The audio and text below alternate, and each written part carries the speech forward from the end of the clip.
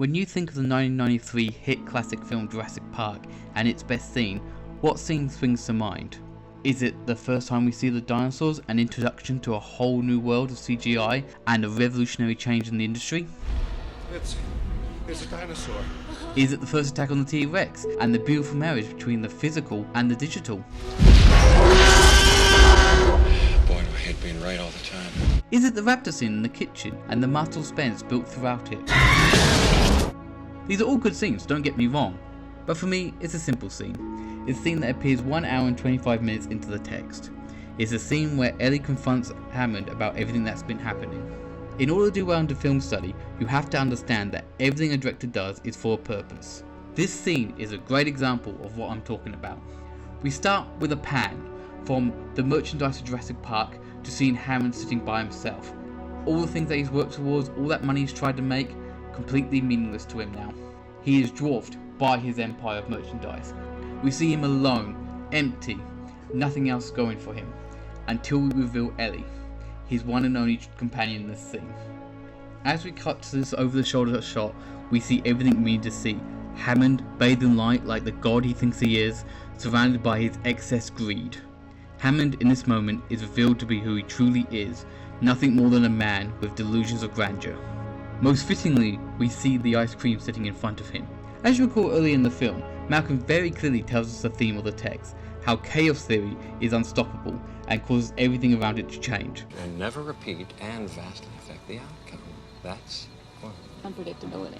The ice cream is the perfect metaphor for the film Jurassic Park. We have an orderly system, just like how the park was planned to be.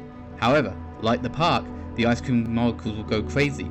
As it warms up, the molecules vibrate more, they get harder to predict. Entropy enters the picture. The ice cream melting is like the park. The system is breaking down, chaos has been introduced. It is a sad irony that Hammond's sitting there eating ice cream, a symbol of everything that's gone wrong in his life so far.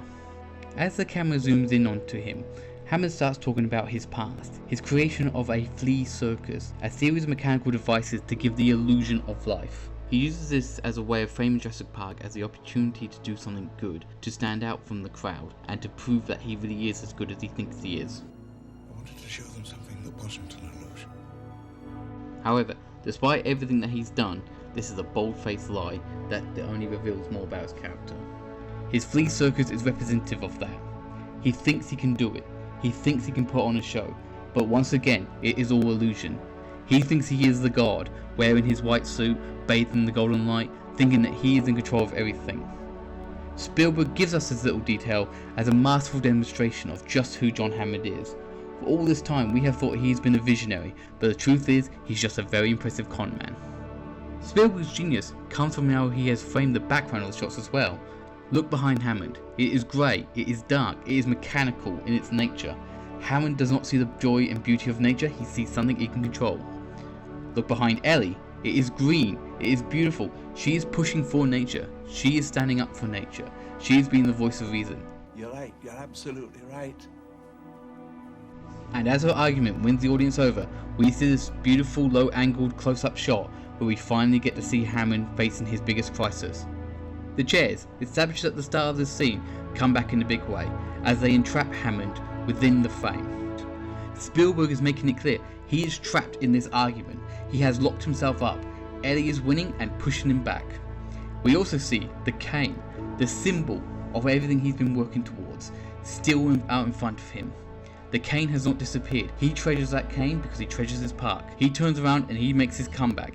Adding Nedry was a mistake, that's obvious. We're over-dependent on automation, I can see that now. And so, Spielberg now shows us that he's winning the argument. Creation is an act of sheer will. While Ellie previously dominated the scene with a close-up, she is now the one entrapped in the chairs. However, Ellie's words are clearly getting through to him. As we can see, the cane is not as dominant in the image as it was before. It's to his side, smaller, less focus on it now, as she continues to hammer her point home. We see him trying his best as Ellie finally gets to the main crux of it. And we have control again. You've never had control, that's the illusion! Nature is its own thing, and Hammond has been a fool.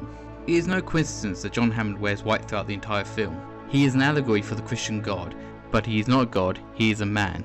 He is a man that makes mistakes, who commits flaws, who has a sin of pride and thinks that he can control nature. As Ellie, symbolic of man in this conversation, pleads to the god that is Hammond, she finally breaks him down back to the mere mortal he always was. At long last, we see Hammond, the man. The scene ends with a masterfully of commentary. Good. As Hammond has said repeatedly throughout the film, he spared no expense.